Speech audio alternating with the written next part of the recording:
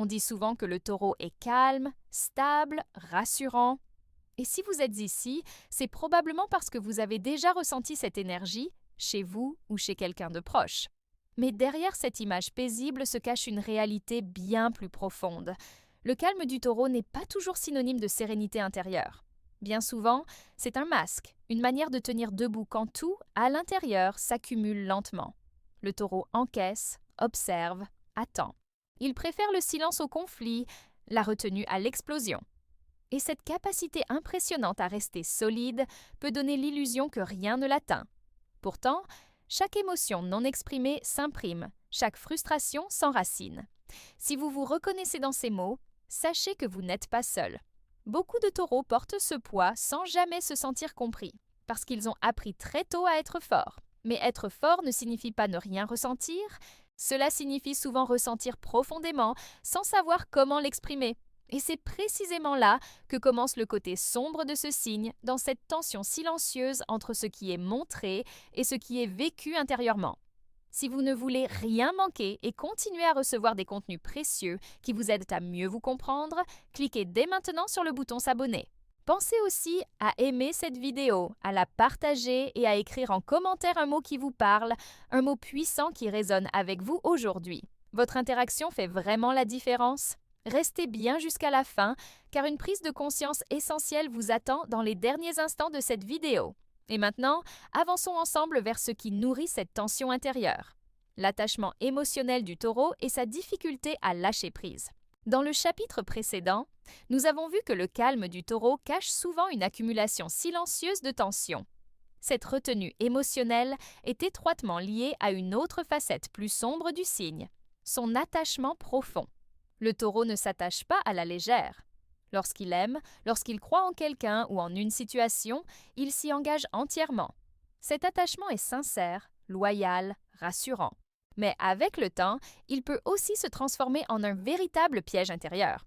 Le problème n'est pas l'attachement en lui-même, mais la difficulté à accepter le changement.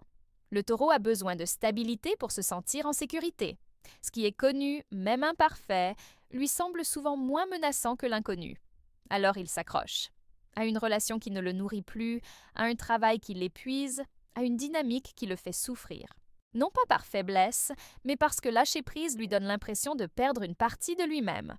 Cette obstination émotionnelle est souvent mal comprise. De l'extérieur, on parle de rigidité, de tête dure, de refus d'évoluer, mais à l'intérieur, c'est surtout une peur silencieuse. La peur de perdre ses repères, la peur que tout s'effondre si l'on change une seule pièce de l'équilibre construit. Alors le taureau endure, espère, attend que les choses s'améliorent d'elles-mêmes. Il se convainc que la patience finira par tout réparer. Pourtant, plus il s'accroche, plus la souffrance s'enracine. Ce qui devait apporter de la sécurité devient une prison invisible. Et comme le taureau exprime rarement ce malaise, il s'enferme dans une fidélité qui ne lui ressemble plus vraiment. C'est là que le conflit intérieur grandit, doucement, sans bruit. Cette incapacité à lâcher prise ne disparaît pas avec le temps. Au contraire, elle prépare le terrain à quelque chose de plus profond encore, le ressentiment silencieux, car ce que le taureau ne dit pas, ce qu'il supporte trop longtemps, finit toujours par laisser une trace. Et c'est précisément ce que nous allons explorer dans le prochain chapitre. Dans le chapitre précédent, nous avons compris comment l'attachement du taureau peut peu à peu se transformer en prison intérieure. Mais lorsqu'un taureau s'accroche trop longtemps, sans exprimer ce qu'il ressent vraiment, une autre ombre commence à se former en lui. Une ombre discrète, profonde et souvent sous-estimée, le ressentiment silencieux. Le taureau n'est pas du genre à se plaindre sans cesse ni à provoquer des confrontations inutiles. Lorsqu'il est blessé, il préfère se taire. Il observe, il analyse, il encaisse. Il se dit que le temps arrangera les choses, que l'autre finira par comprendre que ce n'est peut-être pas si grave. Mais chaque déception non exprimée s'accumule lentement. Chaque promesse non tenue, chaque manque de respect, chaque blessure minimisée s'imprime dans sa mémoire émotionnelle. Contrairement à ce que l'on croit, le taureau oublie rarement ce qu'il a ressenti. Même lorsqu'il pardonne en apparence, l'émotion, elle, reste vivante à l'intérieur. Et comme il n'aime pas revivre le conflit, il ne revient pas sur le sujet. Il garde tout en lui, persuadé que le silence est plus sûr que la discussion. Pourtant, ce silence n'est pas vide. Il est chargé. Avec le temps, Ce ressentiment devient un poids invisible.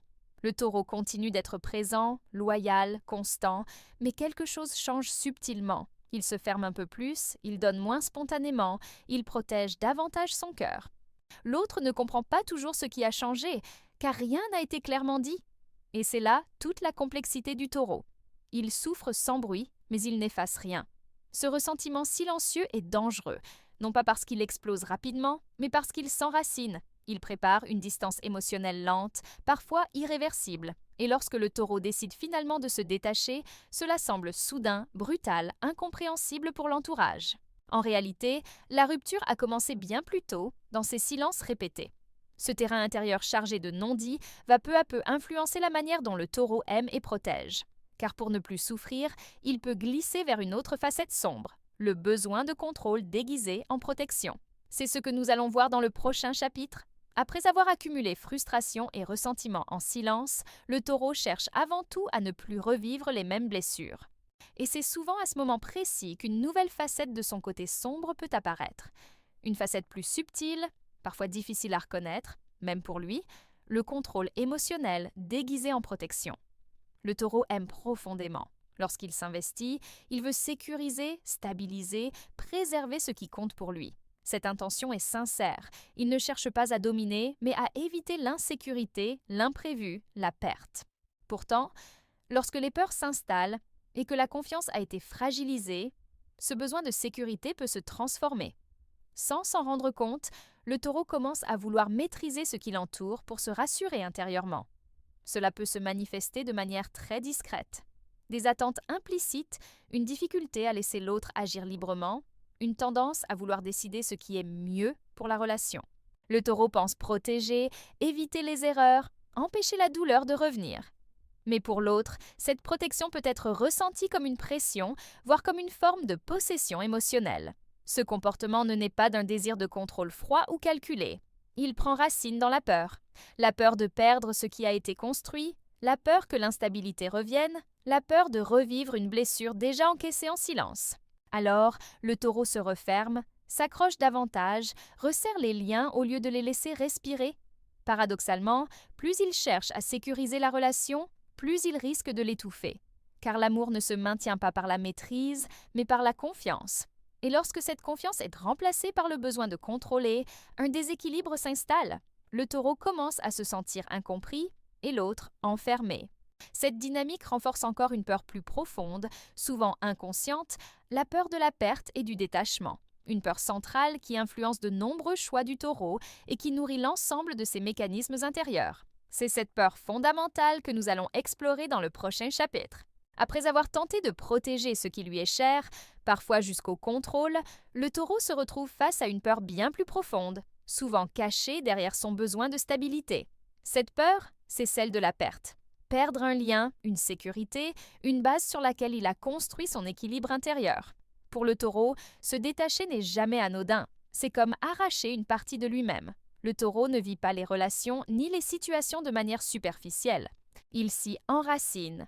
Il investit du temps, de l'énergie, des émotions. Alors, lorsque quelque chose menace de disparaître, l'angoisse apparaît. Non pas toujours de façon visible, mais sous forme de résistance intérieure. Il préfère parfois rester dans une situation inconfortable plutôt que d'affronter le vide que pourrait laisser une rupture ou un changement. Cette aversion au détachement explique pourquoi le taureau peut sembler figé dans certaines phases de sa vie. Il ne s'agit pas d'un manque de courage, mais d'un attachement viscéral à ce qui est familier.